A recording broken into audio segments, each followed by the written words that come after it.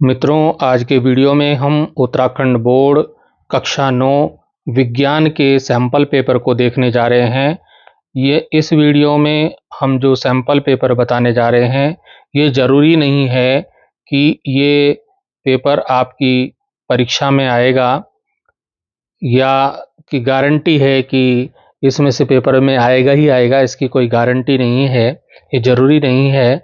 मेरा ये वीडियो बनाने का मकसद सिर्फ इतना है कि कक्षा 9 के बच्चों को ये पता चल सके कि विज्ञान का पेपर किस प्रकार का आता है और उसमें किस प्रकार के प्रश्न पूछे जाते हैं, कितने प्रश्न पूछे जाते हैं और किस प्रकार से हम प्रश्नों के उत्तर दे सकते हैं।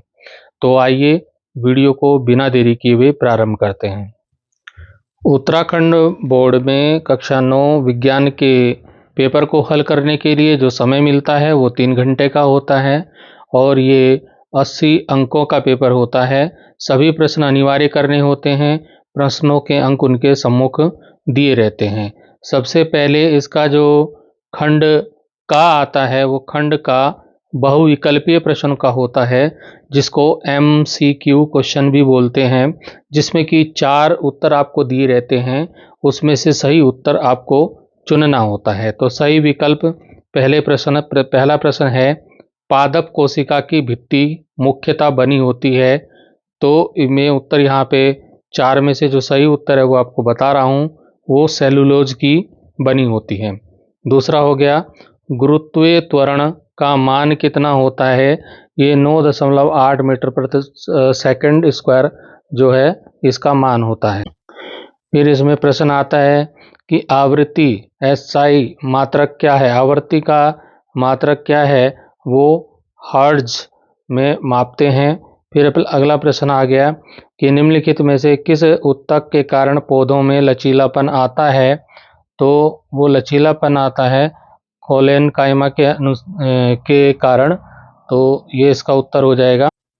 इसी में अगला MCQ है कि निम्नलिखित में से सबसे कमजोर बल है, वो है गुरुत्व बल। इनमें से जो ये 4 दे रखे हैं, इनमें से इसका सही उत्तर है गुरुत्व बल।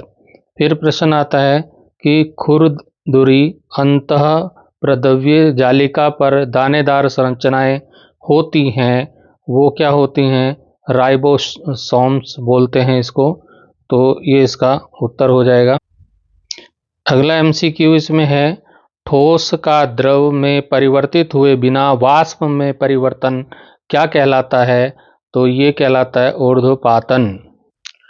नेक्स्ट MCQ है, निम्नलिखित में से कौन सा पदार्थ एक यौगिक है?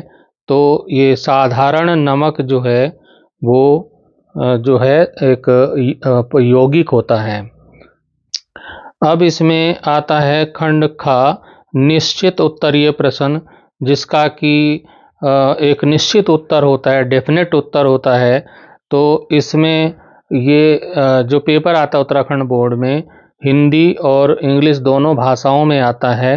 तो जिसमें आप करना चाहें उस भाषा में इसको कर सकते हैं। दूसरा इसमें प्रश्न है कि शीत ऋतु में उगाई जाने वाली फसलों को किस नाम से जाना जाता है? तो ये निश्चित उत्तरीय प्रश्न है जिनका निश्चित उत्तर होता है। तो इसमें बोल देंगे रबी की फसलें। रबी की फसलें जो है वो शीत ऋतु में उगाई जाती हैं। तीसरा प्रश्न है कि ध्वनि की गुणवत्ता किस कारक पर निर्भर करती है?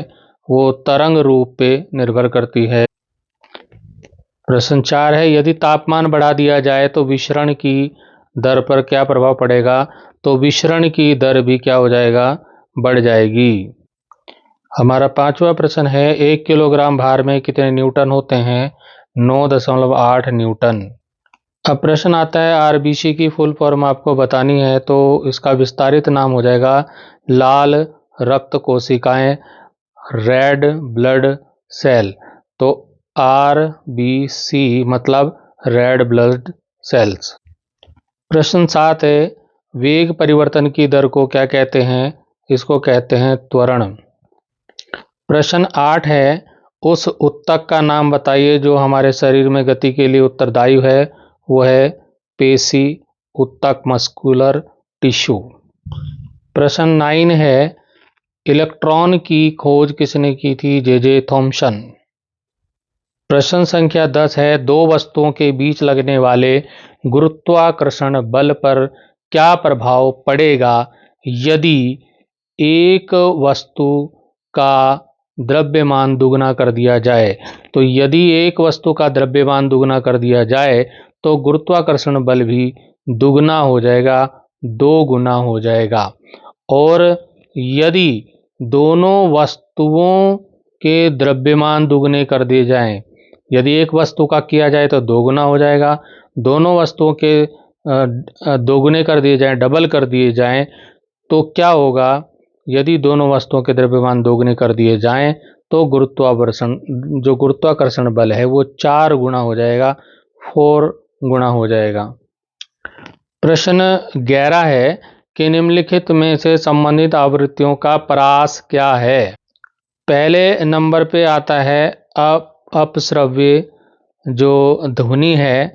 तो अपश्रव्य जो ध्वनि है उसकी आवृत्ति 20 हर्ट्ज से कम होती है, और जो पराध्वनि ध्वनि है वो उनकी आवृत्ति 20,000 हर्ट्ज से अधिक होती है। प्रश्न 12 है कि मिश्रित खेती क्या है? What is mixed cropping? तो एक ही खेत में 2 या अधिक फसलों को एक साथ उगाने की प्रक्रिया को मिश्रित खेती कहते हैं। इससे मिट्टी की उर्वरता बनी रहती है और फसलों की उत्पादन क्षमता बढ़ती है। प्रश्न संख्या 13 है कि निम्नलिखित तापमान पर जल की भौतिक अवस्था क्या होगी?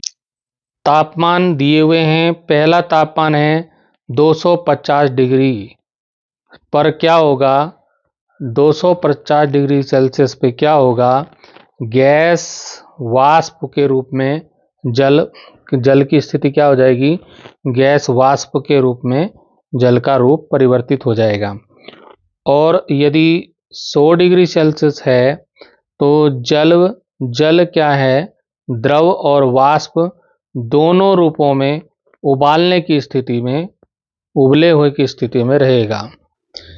प्रश्न संख्या 14 है कि पौधों में सरल उत्तक जटिल उत्तक से किस प्रकार भिन्न होते हैं? तो इसमें कुछ भिन्नताएं यहाँ आपके सामने है कि ये सरल उत्तक हैं और ये जटिल उत्तक हैं। इनमें क्या भिन्नता है कि सरल उत्तक ये एक ही प्रकार की कोशिकाओं से बने होते हैं और ये विभिन्न प्रकार की कोशिकाओं से बने होते हैं। जटिल उत्तक और सरल उत्तक अपेक्षाकृत सरल कार्य करते हैं और ये जटिल कार्य करते हैं।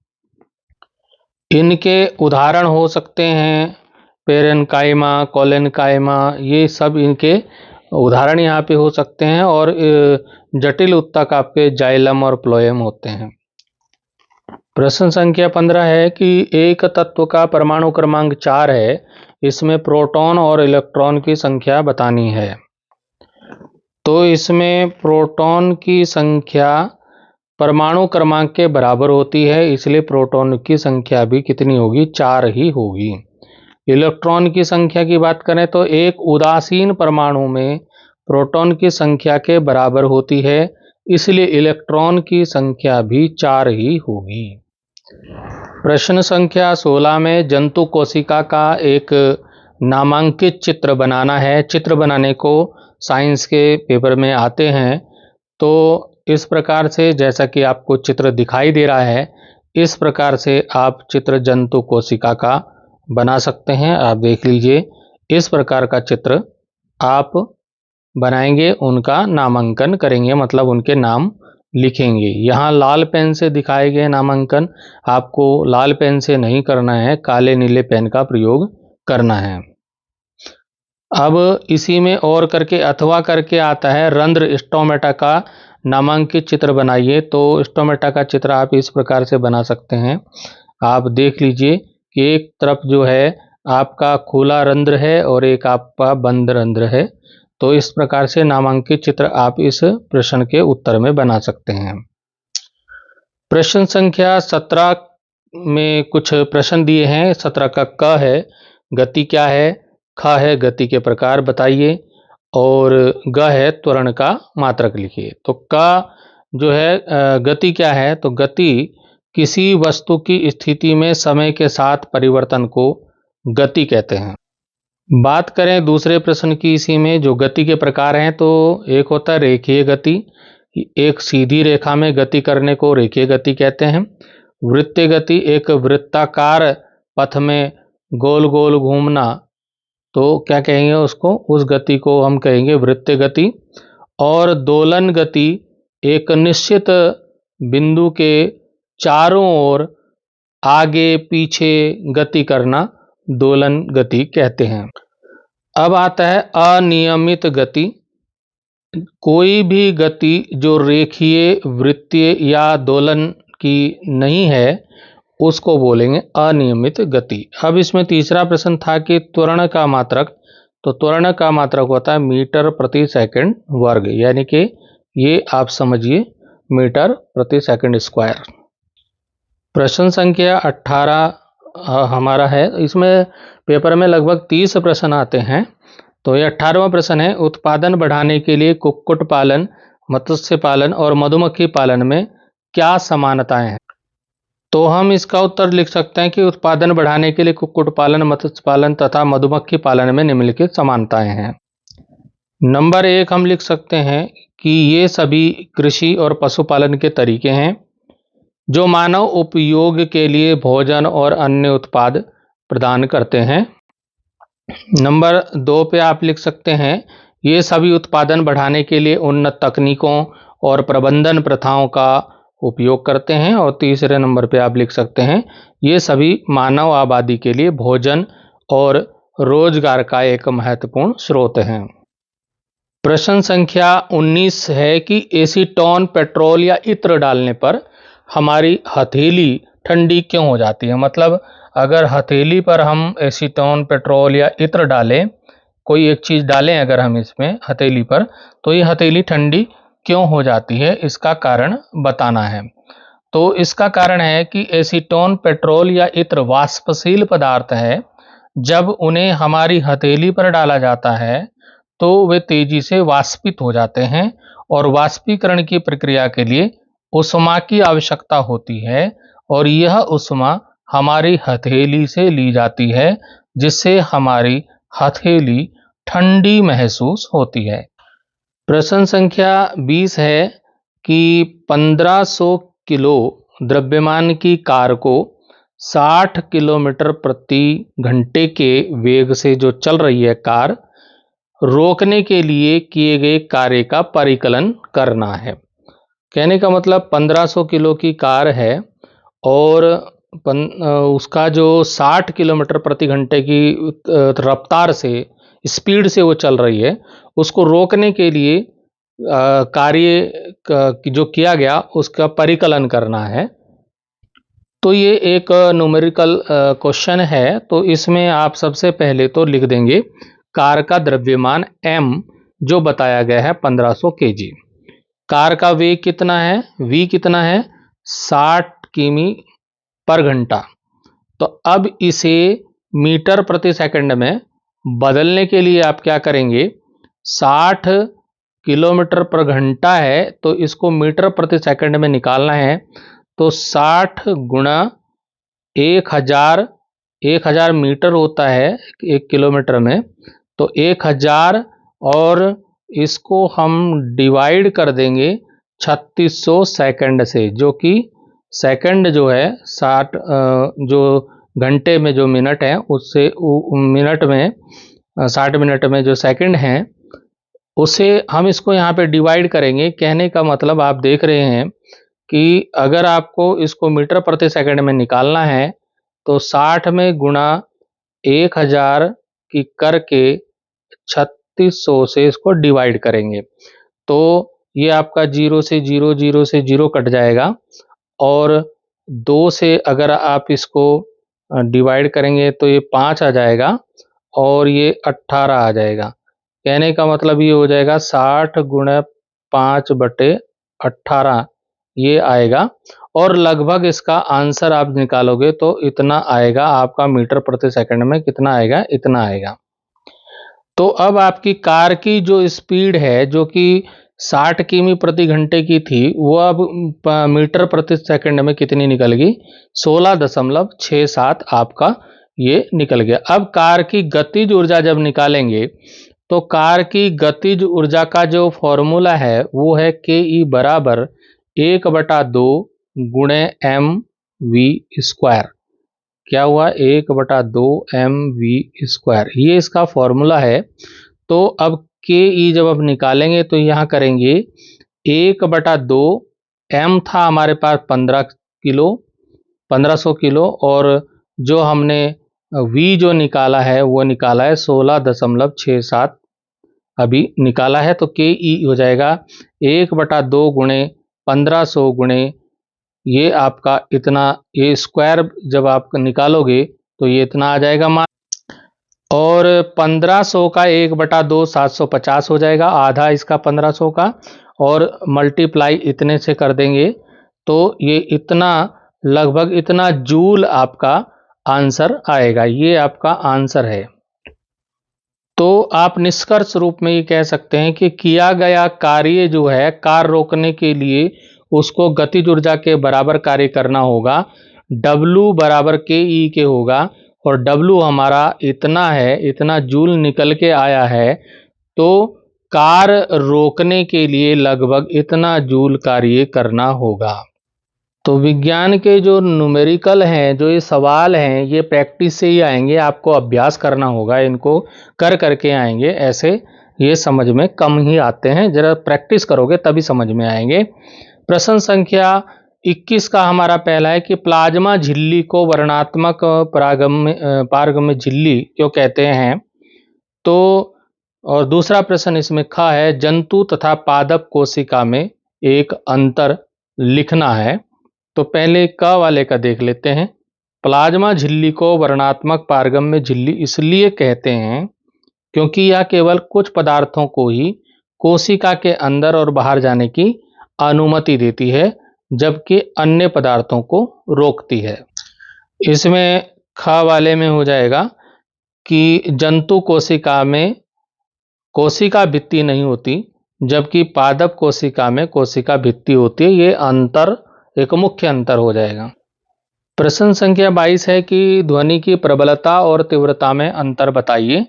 तो यहाँ पर अंतर आपके सामने है, इधर हम ध्वनि की प्रबलता लिख देते हैं, इधर ध्वनि की तीव्रता लिख देते हैं, दोनों का अंतर आपके सामने हो जाएगा। पहला जो अंतर है कि यह ध्वनि की व्यक्तिपरक धारणा है और यह ध्वनि की वस्तुनिष्ठ माप है। दूसरा है, यह डेसिबल डीबी में मापी जाती है और यह वाट प्रति वर्ग मीटर में मापी जाती है। थर्ड जो डिफरेंस हो जाएगा वो ये है, यह ध्वनि स्रोत से दूरी पर निर्भर करती है और यह ध्वनि स्रोत से दूरी पर निर्भर नहीं करती है। प्रश्न संख्या 23 है कि समस्थानिक और समभारिक में अंतर बताना है। तो इसको भी अंतर हम इसी प्रकार से समझ लेते हैं, एक तरफ समस्थानिक लिख देते हैं और एक तरफ हम समभारिक लिख देते हैं। तो इन दोनों में अंतर, पहला अंतर तो हो जाएगा कि इनमें समान संख्या में प्रोटॉन होते हैं लेकिन न्यूट्रॉन की संख्या भिन्न होती है समस्थानिक में। समभारिक में इनमें समान संख्या में न्यूक्लियॉन, प्रोटॉन प्लस न्यूट्रॉन होते हैं लेकिन प्रोटॉन की संख्या भिन्न होती है। दूसरा पॉइंट हो सकता है कि ये समान रासायनिक गुण प्रदर्शित करते हैं और ये भिन्न रासायनिक गुण प्रदर्शित करते हैं। मैं थोड़ा थोड़ा बता रहा हूँ, आप इसको विस्तार में भी लिख सकते हैं अपने कुछ शब्द बना करके। तो यहाँ पर प्रश्न संख्या 24 में आ रहा है, कारण बताइए। तो आप इसको बड़ा भी लिख सकते हैं, मैं शॉर्ट में कारण बता रहा हूँ। पहला है, जब किसी छड़ी से दरी को पीटा जाता है तो धूल के कण बाहर आते हैं, इसका कारण बताना है। दूसरा है, बस की छत पर रखे सामान को रस्सी से क्यों बांधा जाता है? तो का उत्तर आप लिख सकते हैं कि जब छड़ी से दरी को पीटा जाता है तो दरी में कंपन उत्पन्न होता है। यह कंपन धूल के कणों को दरी से अलग कर देता है जिससे वे बाहर आ जाते हैं। अब है बस की छत पर रखे सामान को रस्सी से इसलिए बांधा जाता है ताकि गति के कारण सामान न गिर जाए। अब प्रश्न 25 है इसमें कि ऑक्सीजन तथा मैग्नीशियम तत्वों की परमाणविक संरचना का चित्र यहाँ पर बनाना है। तो इसमें जो ऑक्सीजन होता है, ऑक्सीजन में का परमाणु क्रमांक कितना है, 8 है, और इलेक्ट्रॉनिक विन्यास उसका कितना हो जाएगा, 8 को हम कर देंगे 2, पहली कक्षा में 2 और दूसरी कक्षा में 6 इलेक्ट्रॉन हो जाएंगे। इसको आप इस प्रकार के चित्र से आप समझ सकते हैं, जैसे कि चित्र है इस प्रकार से आप इसकी संरचना बना सकते हैं। कहने का अर्थ ये है कि मान लीजिए O है, ऑक्सीजन है, तो इसकी जो कक्षाएं हैं, पहली कक्षा में 2 इलेक्ट्रॉन होंगे और इसकी जो दूसरी कक्षा होगी इसमें आपके कितने हो जाएंगे, 6 हो जाएंगे, 2 3 4 5 और 6। तो इस तरह से इसमें 6 बनेंगे। तो इस तरह से संरचना आपको इस विद्यालय में आपने सीखी होगी, इसको बनाना सीख लीजिए। इसी प्रकार से जो मैग्नीशियम है उसका परमाणु क्रमांक 12 है, तो उसकी इलेक्ट्रॉनिक विन्यास 2 8 और 2 का होगा। तो आप ये समझ लीजिए यहाँ मैग्नीशियम है, तो इसका जो 12 आपका प्रोटॉन है, तो ये क्या हो जाएगा, यहाँ पर इलेक्ट्रॉनिक विन्यास जब इसका करेंगे तो पहली कक्षा में मान लो 2 हो गया, और तो दूसरी कक्षा में कितना बता रखा है, 8 हो जाएगा। 1 2 3 4 5 6 7 8, जो भी 8 हो जाएंगे। और जो तीसरी जब इसकी कक्षा है इसमें 2 हो जाएंगे। तो 2 8 2 का हिसाब से इसको बनाना है। तो इस प्रकार से आप इसका चित्र बना सकते हैं। अब चलते हैं प्रश्न संख्या 26। जो 26वां प्रश्न है वो है कि पेशीय रेशे कितने प्रकार के होते हैं, सभी प्रकार के पेशीय रेशों का चित्र बनाकर अंतर स्पष्ट करना है। तो पेशीय रेशे जिन्हें मांसपेशी ऊतक भी कहा जाता है, ये 3 मुख्य प्रकार के होते हैं, जिसमें कि पहला है रेखित पेशी, जिसको कंकाल मांसपेशी भी कहा जाता है। ये मांसपेशियां हमारी इच्छा के अनुसार काम करती हैं, जैसे कि चलना, दौड़ना, वजन उठाना, और ये हड्डियों से जुड़ी होती हैं और शरीर की गति में मदद करती हैं।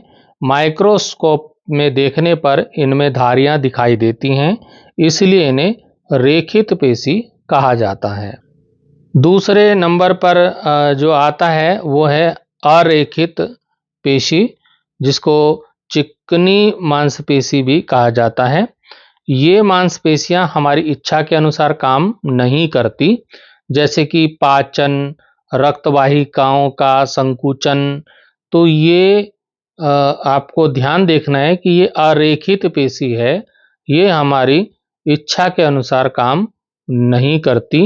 ये आंतरिक अंगों, हमारे शरीर के आंतरिक अंग, जैसे कि पेट के अंदर का भाग और आपके आंतों और रक्त वाहिकाओं की दीवारों में ये पाई जाती हैं, और माइक्रोस्कोप में देखने पर इनमें धारियां नहीं दिखाई देती, इसलिए इन्हें अरेखित पेशी कहा जाता है। जो तीसरा प्रकार आता है वो आता है हृदय पेशी का, जिसको आप कार्डियक मांसपेशी कह सकते हैं।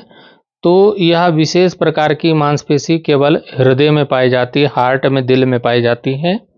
यह अनैच्छिक होती है, जिसका अर्थ है हम इसे नियंत्रित नहीं कर सकते, अपनी इच्छा से नहीं चला सकते।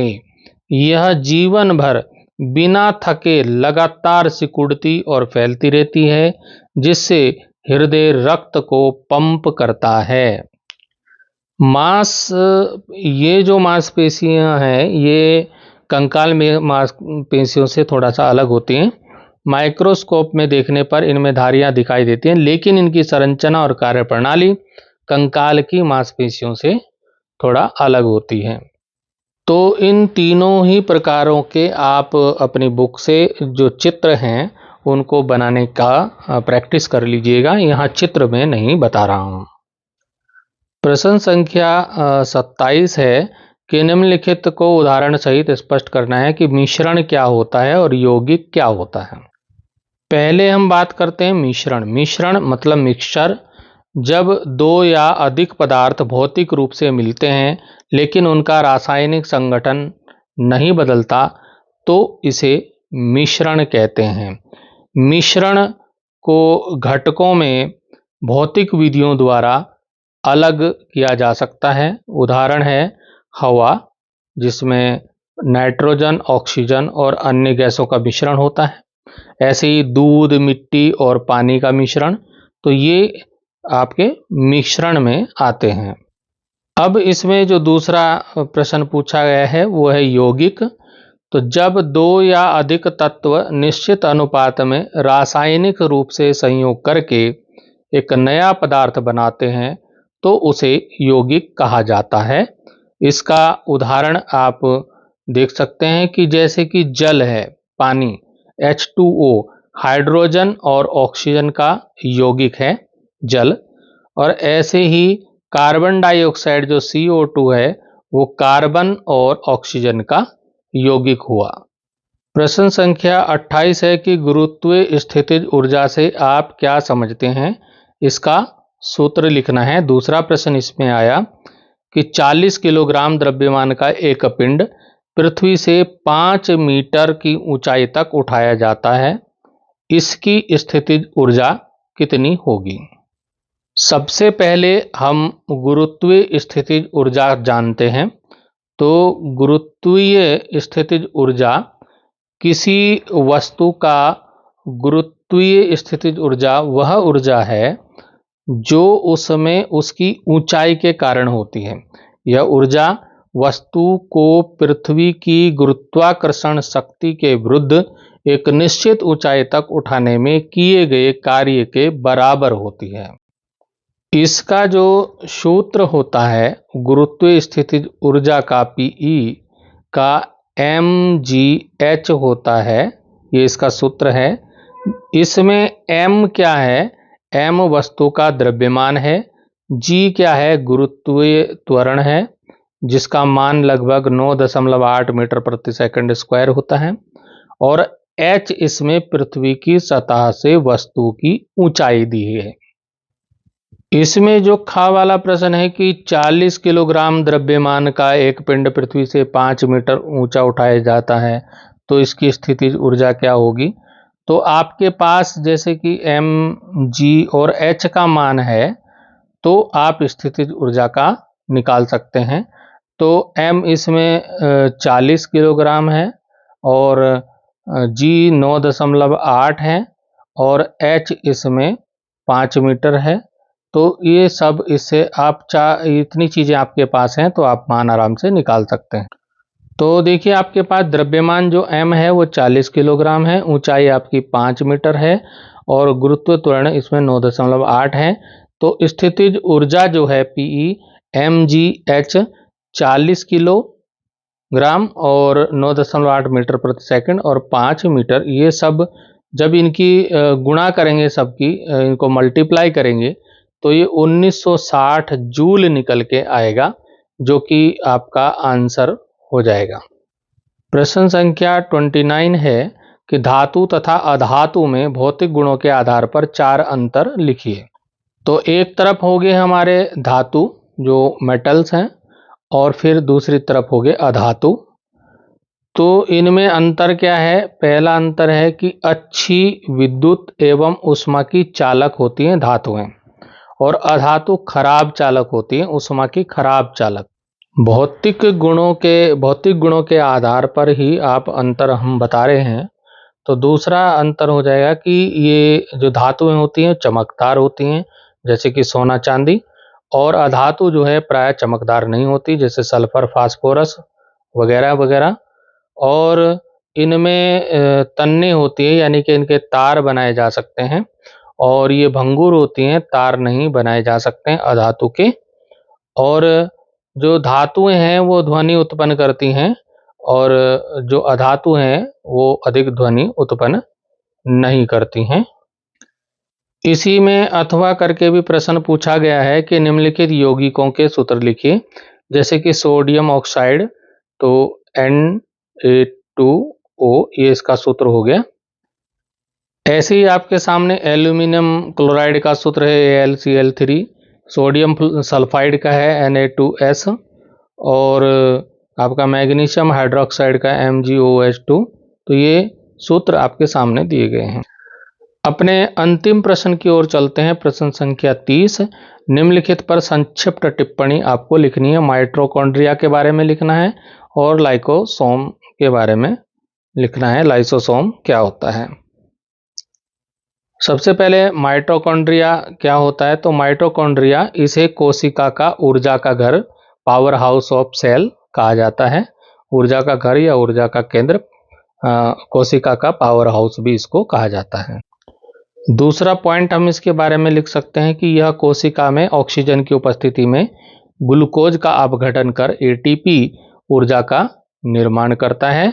और तीसरा हम लिख सकते हैं कि इसमें स्वयं का डीएनए होता है जिससे यह स्वतंत्र रूप से विभाजित हो सकता है। और चौथा हम लिखेंगे कि यह कोशिका शोषण की क्रिया में सहायक होता है। अब जो इसमें ख है, लाइसोसोम क्या होता है? जैसे कि माइटोकॉन्ड्रिया को कोशिका का पावर हाउस कहा जाता है, ऐसे ही जो लाइसोसोम है इन्हें कोशिका की आत्महत्या की थैली कहा जाता है, यानी कि suicide bag of the cell कहा जाता है इनको। इसमें जो है पाचन एंजाइम होते हैं जो कोशिका के अवांछनीय पदार्थों को नष्ट करते हैं। यदि कोशिका में किसी प्रकार की क्षति होती है तो लाइसोसोम अपने एंजाइम को छोड़कर कोशिका को समाप्त कर देते हैं। तो इससे क्या होता है? इससे ये होता है कि यह जो है शरीर में संक्रमण और रोगजनकों से बचाव में भी सहायता करता है। तो इस प्रकार से इस वीडियो में हमने यह समझने का प्रयास किया कि उत्तराखंड बोर्ड का जो कक्षा 9 का साइंस का पेपर आता है उसका किस प्रकार का प्रारूप होता है, उसमें किस प्रकार के प्रश्न पूछे जाते हैं। तो पेपर का एक मॉडल हमारे सामने आ गया, तो आप इससे आप अपनी कक्षा 9 साइंस की तैयारी कीजिएगा। Thank you.